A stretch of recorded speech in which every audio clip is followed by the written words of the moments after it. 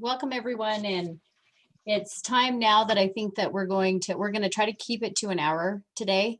And the first thing that we're going to talk about is the Athenian dialogue. So I hope everyone's had a chance to look at and review the policy. And I guess we can take some feedback, thoughts on it, and then we can go from there.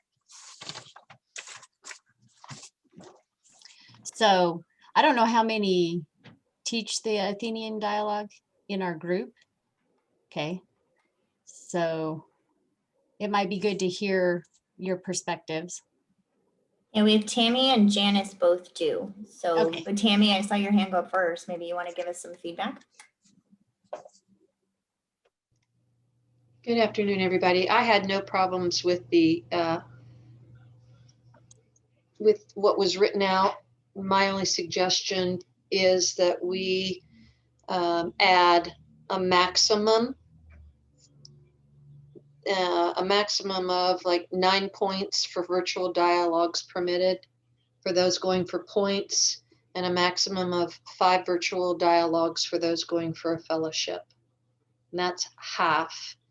And my reason is, if we are trying to keep people going to their state associations and keep people engaged and get funding for things, you know, we're creating a whole new program to do that. I think that we need to maximize the number of virtual pieces in this also. Tammy, just clarification. So 9 points, meaning 3 dialogues can be completed towards CMC or MMC is your recommendation. And then I couldn't tell if you said 5 points or 5 dialogues for the fellowship portion. Just clarify for me. So as I read the requirements, you are allowed to use up to 18 points towards your CMC or MMC. Is that correct? Correct. So I am suggesting that half of those points can be done virtually. Okay, which would so be 9 points. What about for fellowship though? Do you have a recommendation? Because you got to get 10 for fellowship. Yes, so for fellowship, I suggested that 5 of your dialogues could be used virtually, and then 5 would be in person. Okay. So I just split it down the center. Okay. Janice, do you have any other facilitator feedback or from that perspective? I mean, I like that thought that the majority actually should be in person, and virtual is an extension of another way that we can train and educate our members. However, in my class that I just did last week, we had someone from Canada. We had Arizona, and it was region 2. It was Diane who actually hosted.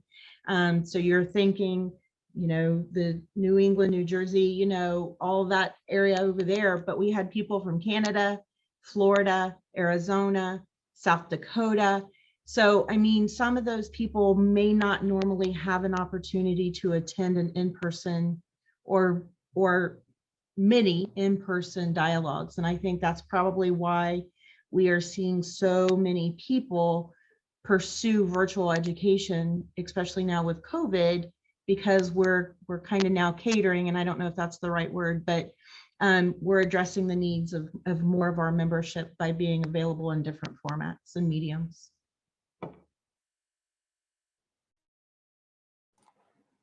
Is there any other feedback from anybody from participant perspective, host perspective? Diane, go ahead. Okay, Janice and I had this discussion last week when we did the Athenian, and I suggested initially we go half and half, as Tammy suggested as well. But then I remembered that this girl from Canada said, if you didn't do this for me, I wouldn't have the opportunity because there's nothing up here. And it's the same we got from South Dakota.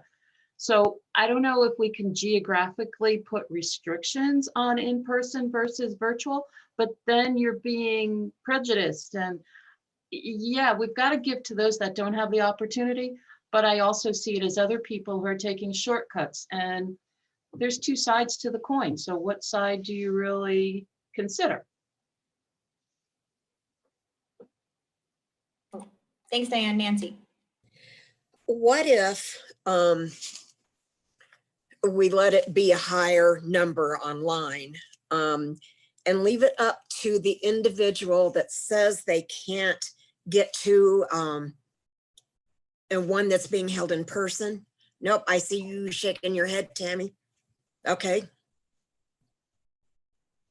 I apologize. I do speak with my whole body. I just think that that's unfair. I think you set a standard and you stick to it. And if people can, I mean, we never had any of this before.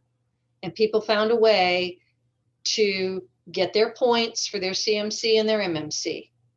So we're allowing some of this to come in.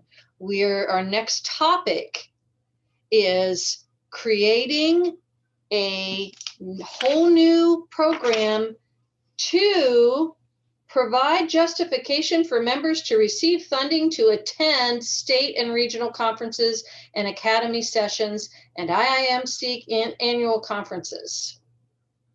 So if you don't put maximums on these things, then we're going to turn into a virtual certificate system and nobody will ever attend anything in person. I mean, I feel like we're shooting ourselves in the foot. Now, I can be persuaded into maybe increasing that a little bit, but when I do dialogues for regions, I get people from different states also. You get that mix of people, not as many, not as much, but you can get a mix of people there. But my real resistance is because of this right here. And that's why I think there should be some kind of maximum placed on all of our virtual classes. So it sounds like there's some mixed feelings on the maximum amount. So what if we upped it a little for each and even did, say, 7 virtual dialogues, and I don't know what's reasonable as far as points, but a little bit more. And that way they still have to attend at least 1 or 2 in person. And then they have to gain other points other ways for the CMC and the MMC. Now Janice Bates on her hands up, and then we'll come back to you, Nancy. So I was kind of thinking along the same lines as Angela, but maybe increase, rather than you need 10 Athenians to be a fellow, however that looks, maybe they need 12 or 14 if they are doing virtual. I don't know. I mean, the point structure could be very similar, but you just need to increase the number that they're permitted to do for an in-person versus virtual. Not saying that we want their entire session to be virtual. They have to have some in-person learning too, but you also have to consider some virtual, and maybe, like I said, increase the number so that gives them greater opportunity. Then that meets. I don't know. I still think you have to prep the same amount of time. I understand what Tammy's saying, that she's afraid we're going to just be a virtual method, but at some point we have to look at what our members need and how we can deliver that and how we can accommodate that. Thanks, Janice. Go ahead, Nancy. I was just going to say, Tammy, it's not that I disagree with you by any means. I do agree. I happen to be one of those people that prefer to be in the room and prefer to be in that group. But I also remember when I was on the board, the other director at the time was from Wyoming. And Wyoming doesn't, unless they have recently, doesn't have an institute. And so one of the things that she wanted to make sure happened was that IIMC, or we would be able to offer her folks training with them not leaving the office, like virtual. So, I mean, that's kind of what stuck in my mind. But like I said, I agree. I like to be in person. But also on the other side is, yes, I have my MMC. I have stepped down. I did that, I think 3 years ago, because I am not as active as I used to be. And we have younger people in the office now. And so They need to get their MMCs and such. But I don't have my fellowship yet. And so I see the virtual as a way to be able for me to get it because we don't have much in training anymore. So that was my thought. And I appreciate that. I think that by adding virtual lessons, IIMC has listened to its members. I think it has offered a way for people to get started and to complete and or, you know, find ways to get training. So I think we are listening and are reacting to our members.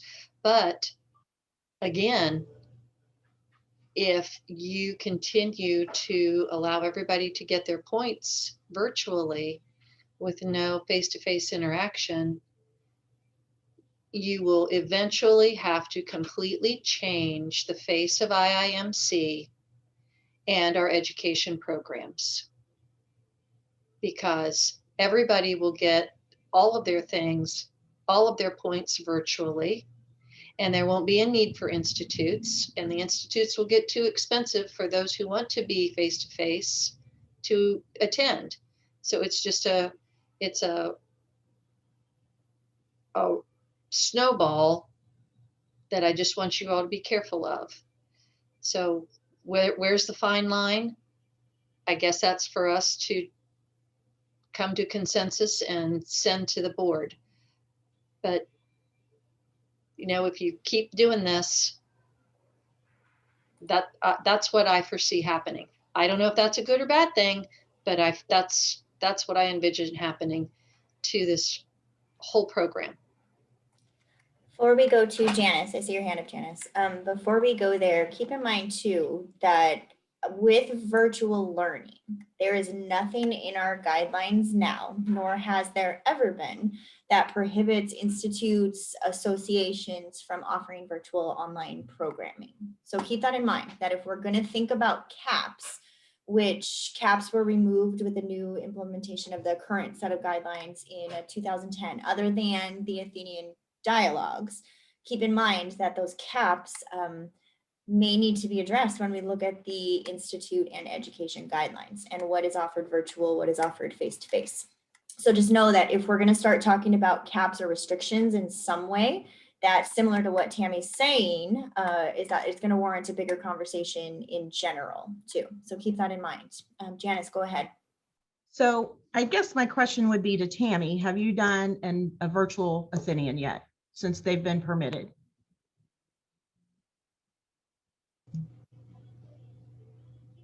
Have I attended one? Yes. Have you facilitated one since they have been virtual? No. Okay, so, and this, I'm not trying to make this sound personal, but it sounds like you're thinking that it is less time on the facilitator's part, less energy on the class's part. I have done, I don't know, can you tell me how many I've done, Ashley? 4, 5? Something like ones? 5. Yeah, I think it's. Yeah, I mean, Janice, I've done a lot. that has absolutely nothing to do with my point. How much time it takes to put one together makes no difference. And I think I made that clear when I was an advocate for adding the virtual, and how much time people spend getting You're ready sounding like and it's a paper attending. mill to just pass them through, and that they're not taking that class and that experience seriously, and that they're just lofting through it. And I guess I have a problem with that, because I have 2 people in here that were just in my last Athenian, and I had 35 people in there and they were completely engaged. Janice, my point isn't about engagement. My point is about IIMC in general and how you receive your points. You're making it sound like it's too easy for them. Okay, I think it's not about ease. It's about the program and about where do we want to be. Again, we are trying to present a whole new program for IIMC beyond the MMC, because of the points in this first paragraph. So let's get back to the conversation as far as, I think what we want to move forward is, do we want to allow the Athenian dialogue to be a virtual learning process? If we do, then we need to modify what the guidelines say here, so it's in the best interest of all of the participants, the facilitators, and that everyone's comfortable with what we want to do going forward. I think that everybody has definite great feedback. I think that we're all here for the right reasons and that we're trying to help the education system here. So I think that if it would be in the best interest of time, is everyone, let's do a vote on, are we interested in allowing the virtual dialogue to go forward? Just raise your hand if you're interested. Okay. And then from here, maybe let's think about if there are some key points that we want to discuss that will make it an easier flowing conversation. Okay, so do you have any feedback, Ashley? Yeah, maybe if it's, from what I'm understanding, it sounds like that the cap may be the only thing that we're hesitant on. As terms of the rest of the guidelines that are outlined, before we dive into that cap and have that conversation, was there anything else in there that we wanted to take out, remove, put in? If we can look at all of it, flush it out first, and then address the sticky bits, that may be more beneficial. Go ahead, Diane. When we did the Athenians for January and February and the upcoming ones, I created Athenian dialogue standing rules. And it was pretty much what IIMC said, but I added to it and I made them sign and return this with their registration. So it was basically, and the whole out of number 7 was, out of respect for the facilitator, all attendees shall be in an uninterrupted environment without staff, family, pet, or telephone access. Because we just didn't want them to like go do other things. And that's why I put on the paper, print 2 copies, keep one in front of you during the dialogue and send one to me with your signature on it. So I wanted to make sure that they were aware of respecting the facilitator. So that might be something we could consider. And I know other people copied it from me when I initiated this, and they've done it with other dialogues as well. Any feedback on that? Janice, go ahead. I think what staff wrote as the draft to get us going was fine. It was a great springboard. I don't see any reason to change anything that was presented. Thank you. Anybody else? Diane, would you be able to email what you put together to us? So on the way. I have uploaded that document to chat as well. Thanks, Karen. Okay, I see Tammy's hand. Go ahead, Tammy. So I did have one question. You say it is recommended that there only be, the attendance be limited to 24 attendees. Would it be better to say that, just flipping it, instead of saying it is recommended, saying the maximum number of attendees is limited to the maximum number of participants that can be seen on one screen? I think that the possibility is there for either option. Definitely we can do it. Depending on whether they're using Zoom or not. Zoom, you have 25 faces on one screen max. WebEx or any of the other platforms too. I'm not quite sure what those numbers are. We put the recommendation in terms of the word recommendation because we don't have a firm guideline in any of the in-person dialogues and how many can be registered for them. So we recommend 30 can be registered, but we've had associations do 35. We've had 35, even 36, I think, at a couple of our conferences. So it's really up to the hosting organization. We can set these guidelines and make that recommendation. But if somebody feels capable of handling 27, does IIMC want to say, no, no, no, you can't do that. You're not capable or you're not allowed to, if they feel really, really good. Janice, how many have you had? What would you guys have reason to? Last week we had 35. 35? Is that right? Dan? Yeah. I think we have 38 for You like a girl? Shoot Like a Girl. And I have people that have sent me checks. I have 5 or 6 more that want to get in and I can't get them in. Which is our other question for Karen. I sent her an email. Right. Side note. Okay. So yeah, Tammy, I mean, we definitely can, if the committee feels that there should be a maximum, like an actual firm maximum, that's another point that we can discuss. But if we just want to keep it as a recommendation, we can keep it as a recommendation and update numbers. So I kind have no of, problem. I have no problem keeping it as a recommendation if that mirrors other sections. I'm just wondering if we say it is recommended that virtual attendance is limited to the maximum number of participants that can be seen on one screen,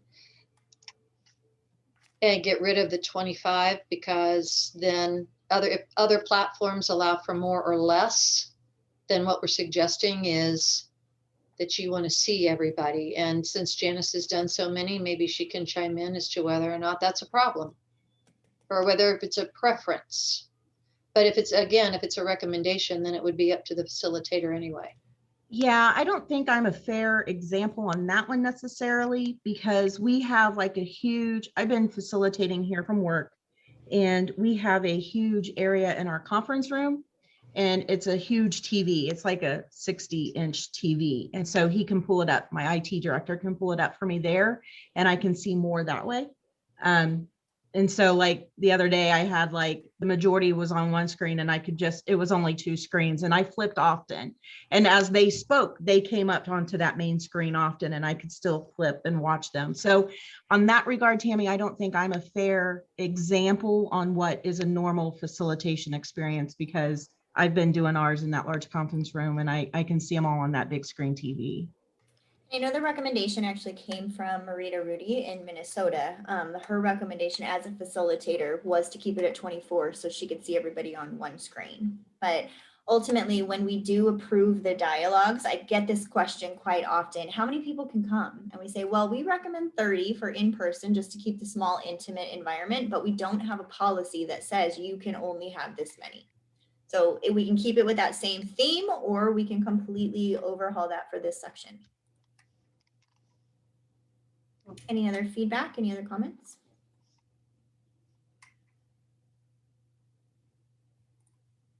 Okay, Angie, where do we want to go? What do we want to address?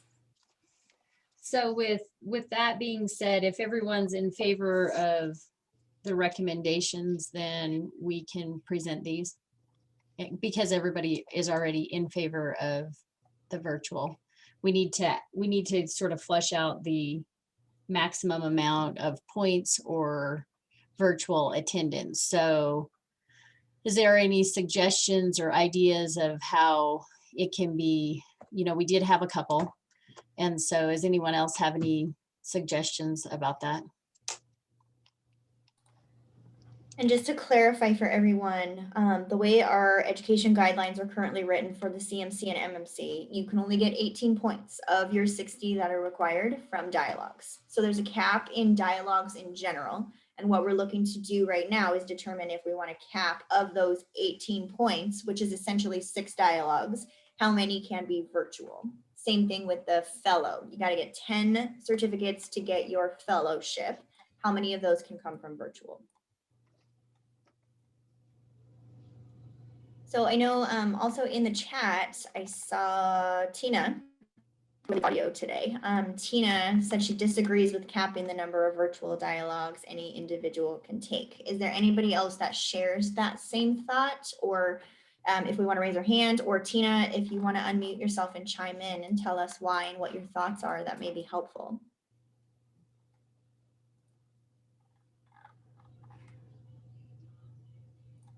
Okay, no Tina. Does anybody agree with Tina and say I don't? Sorry, I'm here. I've got an airplane going over, so I try not to unmute when it's going over. I live under the flight path for an airport. I feel, I just think our world has changed. And I think virtual, I think technology, I think this is just not only just because of COVID, but I just think it's the way our world is moving. And I think it's pretty cool to be able to attend an out-of-state dialogue when you're not going to get me at an out-of-state dialogue. It takes me 6 hours to get to a state other than Southern, an area other than Southern California. So I think it's pretty cool. And I just think maybe we could see how it goes if people are getting everything virtually. Maybe we can always, reverse course. But I just think I think it shows we're very agile if we embrace the possibilities that technology is affording us right now. And it's only going to continue to evolve.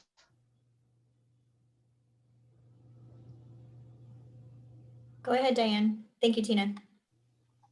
I've traveled to Region 3 to North Carolina, and I've taken Athenians with Camilla as my facilitator.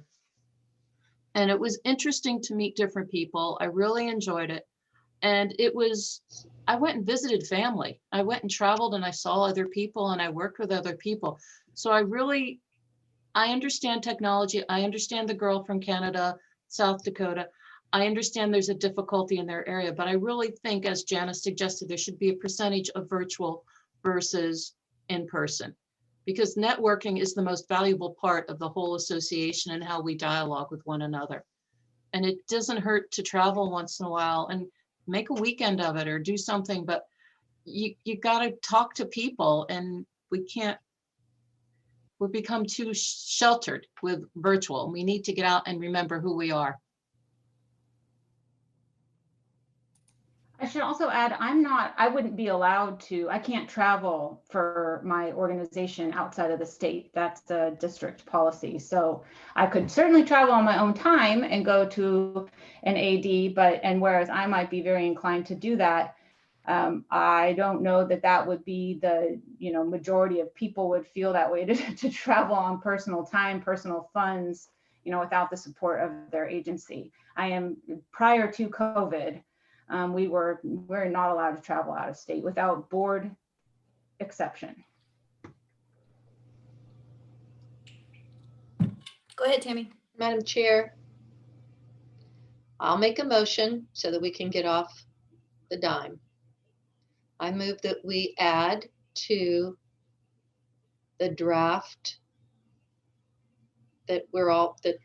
I move that we add an additional line that says a maximum of 12 points for virtual dialogues will be permitted, and a maximum of 6 virtual dialogues will be permitted towards your fellowship. You can adjust that a little bit, but the point is that would be, you would have 5 dialogues virtually and 3 dialogues in person towards your MMC or CMC. You would have 6 dialogues virtually and 4 dialogues in person to become a fellow. And fellows, many of the fellows become facilitators. So that's my motion. Do I have a second for that motion? Diane seconded. All in favor, raise your hand. Can I ask a quick question before we vote? Sure. I just want to make sure, because it sounds like you flipped, Tammy, because you are now allowing more virtual than your original.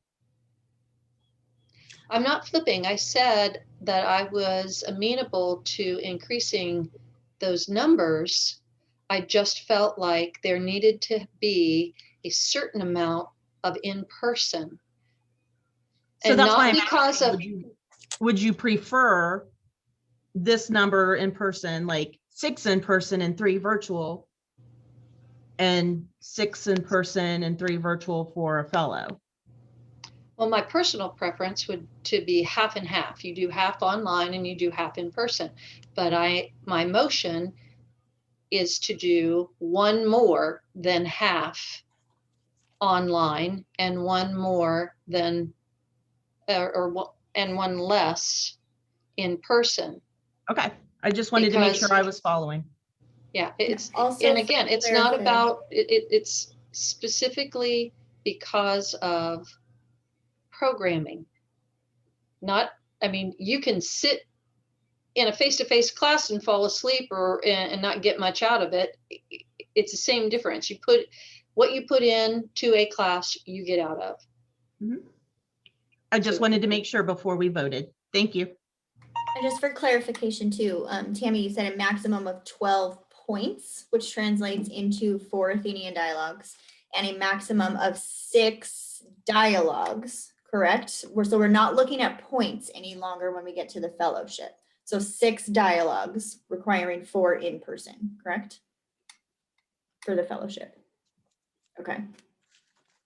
Thank you. Are there any other questions? Okay, so please raise your hand if you agree. Okay, so it looks like we passed and Jillian had left. And Tammy votes no. So I would say we could move forward with, Tina is a no, Angie. I mean, yes, sorry, Tina is a Tina no. is a no. Sorry, Tammy. We Maybe gotta there was have another a few Tammy and laughs I in this, couldn't see okay? her. Come on, no. You got the blonde one leading you, no. Okay, it's all good.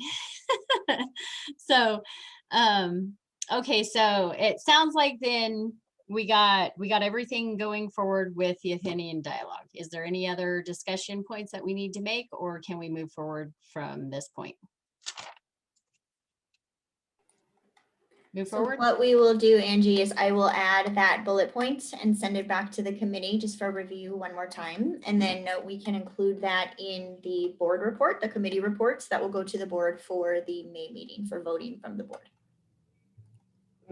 Angela, do you need a motion to approve the recommendations as amended, or are I'm we all in heading- agreement?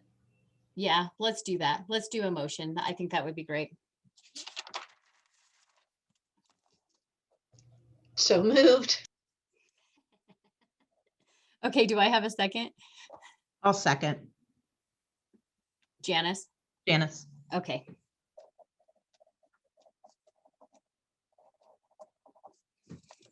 And is there any discussion?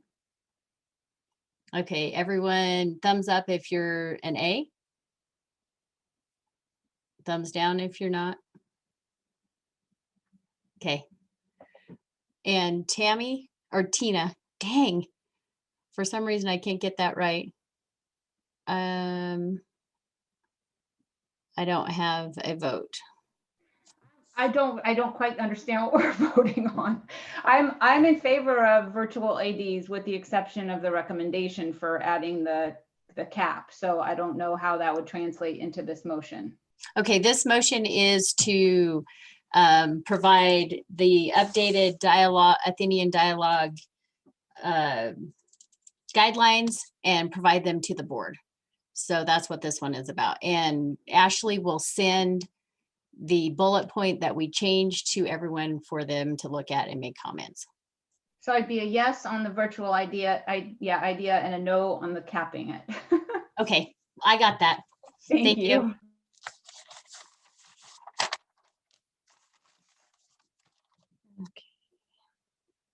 Okay, thank you for the great conversation that we had on this. Now, if everyone's ready, we have about 20 minutes to start looking at the framework that we were sent for the Beyond MMC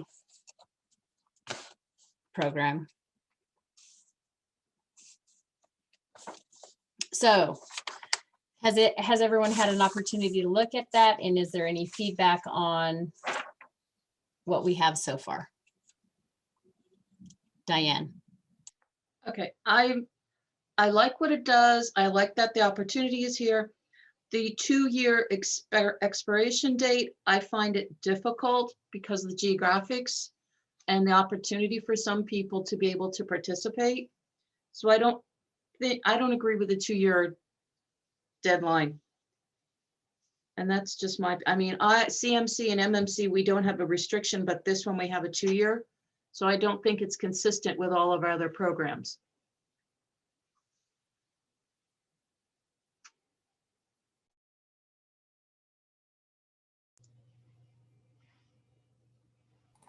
Tammy, go ahead. I understand Diane's point, and I would ask her do you want to get rid of, the minimum at 20 advanced education points altogether? Or would you like to change that to, within 5 years? Do you have a recommendation for that? And I would say then extend it to 5 years. I mean, I'm just doing these Athenian registrations for the past 2 months.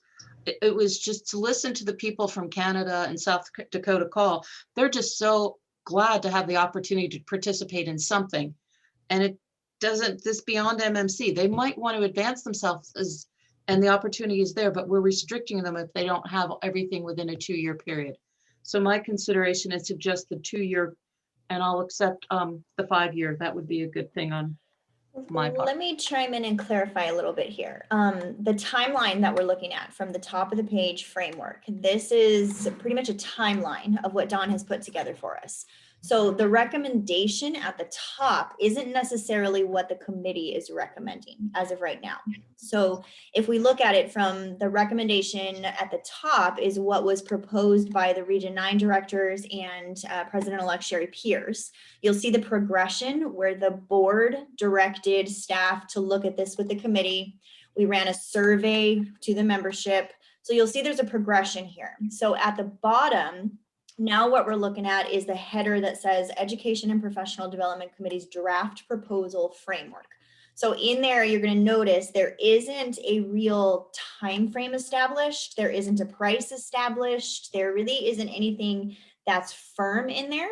So although the 2-year requirement is a conversation we will need to have, it's not necessarily part of what is being recommended at this very moment to send to the Institute directors for review. So our next step will be able to take this and send it to the IDs for feedback. So we can wordsmith that original proposal at the top, but it's not exactly relevant for this conversation here today. The lower portion is what we're really looking at from Dawn. Does that help everybody? Yeah. Sorry. Okay. No, don't be sorry. Don't be sorry. No need to be sorry at all. So what we're really looking at, oh, go ahead. So what we're looking at is on page 2, starting with the Education and Professional Development Committee draft proposed framework. That's what we're looking at today. Yeah. That is confusing because it would appear that you would look at it from the beginning. So yeah, that's helpful. We can have Dawn update too as well. I know Dawn may be out for a little while, but we can update this before it goes to the Institute director to eliminate that confusion. Because if it was confusing to us who have had that conversation, IDs that haven't been here for all the conversation may be just as confused. So we can either delete all of that altogether and just send the draft framework to the Institute directors themselves without all the background. That may be more beneficial. Yeah, for me, if I were somebody that was looking at that, I would much rather just have the draft proposed framework that we have put together. And if they need historical content, we could put the background at the very back of it for their information. That might be a more flowing document. Agreed. Okay, I'll make that note. So with that in mind, was there any conversation, statements, feedback regarding that actual draft? Go ahead, Nancy.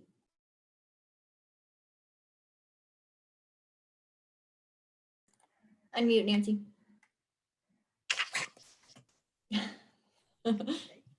Sorry. Anyway, just a question. How do you feel? I may not be able to spit my words out, what's really going on in my head.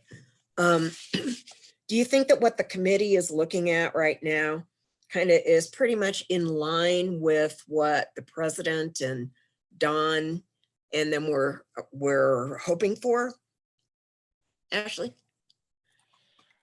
Yes and no, both, honestly. I feel like what John, Scott, and Sherry were looking for was something that would be simple to implement, that would drive traffic back to the institutes, academies, associations, but also that would hook people enough to get them funding. So does this do that and accomplish that? Yes, the way that it's written. I'm a little confused, to be honest with you, on some of the points in here, just in terms of the other organizations that are listed. There's things in here such as they're going to get credit if you're going to the certified records manager programs. And there's a little bit that we would need to flush out, or that I would prefer to flush out before we run it by the institute directors.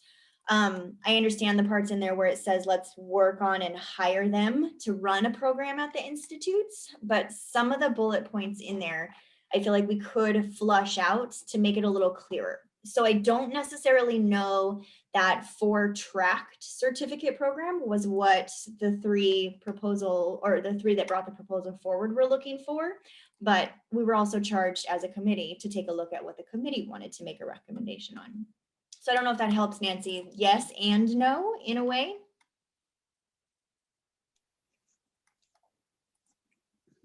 Do you think that if the 4-track certificate program was an idea, but didn't actually have the 4 established, that it could be a rotating 4-track program that the institute directors could actually implement? That might give them a little bit more freedom and opportunity to do different advanced education.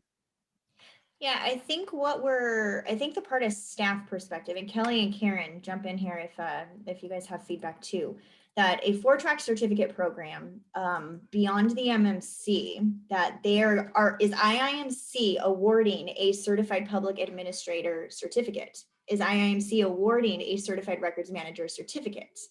Are we awarding something else that consists of all 4 of those that you have to get, and then you get IIMC's gold star? So what is it that IIMC is actually awarding? That's not in here. We should give it a name. And I think Shelley, you were the one that said, we mentioned beyond the MMC, we mentioned platinum, we mentioned a couple of things. I think that was you. But what is IIMC awarding? The institute directors are going to want to know, what is it that we're going to give? What are they giving credit towards? What are they creating towards? So I think we should flush that out a little bit. The content, all of these certificates, other than leadership development, all of these already exist. So is IIMC going to give these designations, or are we just working with these organizations to, once they get those certificates, now we give them our certificate on top of it? So I'm still a little confused in terms of, if Kelly and I are going to be looking at all of these applications, what is it that we're looking at? What is the criteria that we're going by? And what is it that we're awarding? So just from that logistical implementation perspective, I wouldn't know what to do with this as IIMC staff, as a reviewer, as an implementer. I wouldn't know what to do. So if there's clarification, please chime in on bullet point number A. Janice, go. I don't know if it's clarification or more of a question, but could we have like an articulation agreement with these other organizations that if our members do something and earn points under their umbrella, that it would articulate back to IIMC? Yeah, I think it's a possibility. I think that's what Tammy was referring to before in our previous conversations. Ultimately, those certifying bodies would be awarding credit, and we would have to decide how much those programs are credited towards what it is that we're giving. Right now, we follow a points per hour setup. And I think that's where Dawn and Sherry came up with the 20 points. So we would have to establish, if somebody goes to an ARMA program, what type of credit are we giving? Are we looking at hours? Are we looking at points? Are we looking at what to give them something from IIMC? So we could have an articulate agreement. Do we need to like reinvent the wheel? If they already earn it from ARMA, wouldn't it just articulate over 1 for 1? So whatever they earn to get their points, either if it's an hourly thing, or a contact thing or an assignment-based thing, whatever that they use as their guideline, couldn't you just, whatever they accept, you just do the same thing? And it's We accepted for one. We could, but we would still need to establish that in order to get this certificate from IIMC, you have to do A, B, and C. So what is it that A, B, and C means? Is it you have to get 20 hours from ARMA, you have to get 20 hours from something. So if one organization is awarding credits, CEUs, that's 10 hours. So if somebody else is just awarding 4 hours worth of credit or 1 point for their system, because we're working with multiple organizations now, they may not all translate over uniformly. So we would need to just look at it and say, okay, we're going to require 20 somethings. What does that 20 somethings mean? And I know we talked about creating a CEU specific to municipal clerks in the past too. So that's an idea we've bounced around. So we really just need to figure out what we're offering, what the requirements would be, and how we would incorporate these tracks here into that. I think the delivery methods, the affordability, hybrid, get the other parties involved, I think all of that works and it's very clear. But if we were to present this to the IDs today, I think they would say, what is it that you're offering? What are you doing? And that is not a group that we want to give something to without having answers behind it. An idea is great. Here's an idea of what we're looking for. But if we have to have the conversation with the institute directors that says, well, we don't know. We just want to know how you feel about it. It's pretty, right? They're going to look at us like we're crazy. So we should really flush and break it down. Yeah, have it fleshed out for them. That makes sense. So with what they have here, we could do the Beyond MMC program and you would achieve platinum status, right? MMC platinum status, that would be what you're achieving. It's not a designation, it's a status. Is that make sense, or is that not what we're thinking? I think it makes sense. I don't think we've actually discussed what it would be. I know there's the discussion of keeping it separate from the MMC. So maybe it doesn't involve MMC at all. Maybe it's just you are something completely different. So it can be an asterisk, a star, a platinum, something on the MMC, or it can be something totally different. So that should be something that we look at and come up with a name. And that'll help us hone it in a little bit rather than calling Beyond the MMC or MMC Platinum, all these other ones. If we can hone it in and focus on a name, that now gives us an actual program to propose. Okay, so I would say, anyone have some good names that they think would be beneficial for the new program? Distinction. A distinction, okay. Because it makes me think of in the military, it's not an increase in rank, but it's a ribbon of distinction. So they have all those different ribbons of distinction. It's what made me think of that.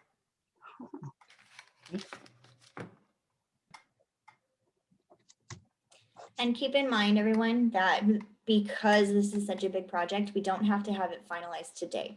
Okay, we have 10 minutes left on our call. So if we need more time to think about it and look at this proposal a little bit more in detail and we flush it out a little bit more, that's totally okay. We don't have to walk away today saying this is going to the IDs tomorrow. So if we need more time, we need more time. And it may be helpful too if we have Dawn on the call to help give a little bit of the feedback and do that. So we can come up with a name right now, or we can sit on it, all rack our brains a little bit over the next week or so, and then ideas shared during our next phone call.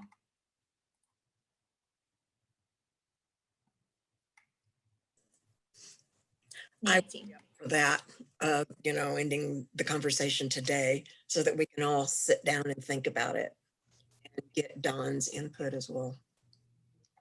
Is everybody in agreement with that for the majority of people? Okay, Tammy, I saw your hand raised. Go ahead.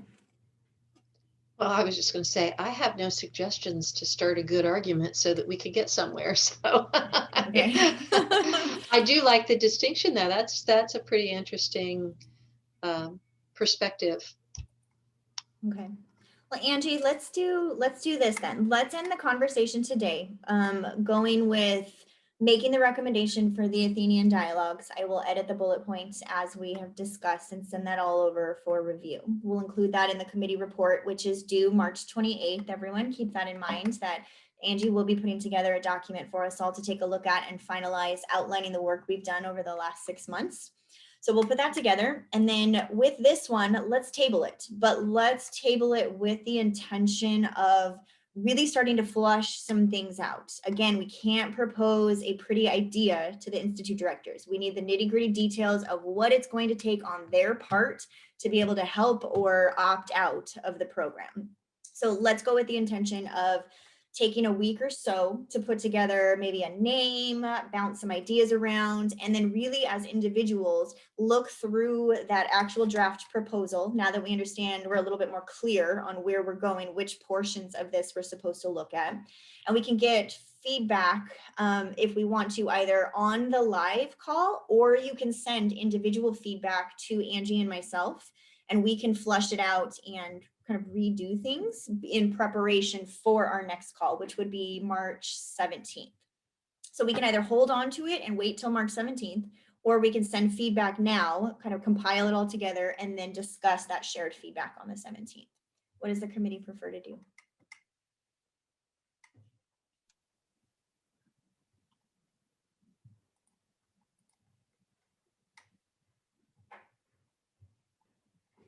What do you think, Angie? I'm open to receiving feedback and trying to prepare a document for the next topic of discussion when we meet the next time, if everyone else is interested in doing so. Okay. So if anything comes to mind over the next week, send it to Angie and myself if you want to, and we can start gathering all of that, seeing what we can do. If not, we'll just pick up the conversation. Hopefully we'll have Dawn back on the phone call with us in a couple of weeks, and we can pick this up and flush it out a little bit more together once we've had some time to sit on it. Does that sound like a fair? Oh, Tammy, go ahead. Yes, it does, but I thought of something that I will stick in your crawl right now. Kent State, I know, that's an old-fashioned term, isn't it?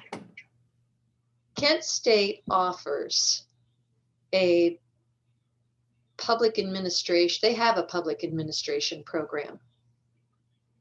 I'm wondering how many other of our institutes or colleges that we have institute agreements with offer that kind of a program that they could easily roll to IIMC, to the clerks. Quite a few Janice, of our are you following me? institutes. Does everybody understand what I mean? Yeah, quite a few of our institutes, I mean, majority of them have a public administration department. Some of them have the certified public administrator program. A lot of them have the certified public manager program. A lot of our institute directors actually facilitate that program. So the translation isn't as far-fetched as you would think. Okay, so could we find out from them, how easy would that be for them to administer that for, IMC and the clerks, to bring that across? I think we can find out, to be completely honest with you. All right, is anybody following my train of thought here?